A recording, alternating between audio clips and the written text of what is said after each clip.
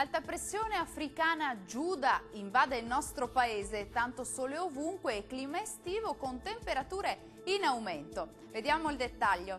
Sul Veneto giornata all'insegna di un sole splendente su tutte le province, qualche nube alta innocua sulle Alpi più settentrionali. Temperature massime comprese tra i 21 e i 27 gradi circa, valori notturni a 10-14 gradi. Andiamo ora a vedere che tempo farà sul Friuli Venezia Giulia. Il tempo migliora grazie all'avanzata dell'anticiclone subtropicale, sole prevalente e rara nuvolosità.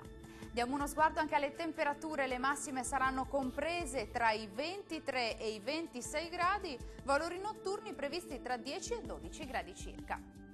Concludiamo con uno sguardo alla situazione del Trentino Alto Adige, tanto sole e cielo sereno o poco nuvoloso anche sulla nostra regione. Temperature massime comprese tra i 25 e i 28 gradi, valori notturni attesi tra 10 e 12 gradi circa.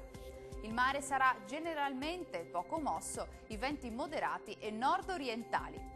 Bene, questo aggiornamento è giunto al termine. Arrivederci.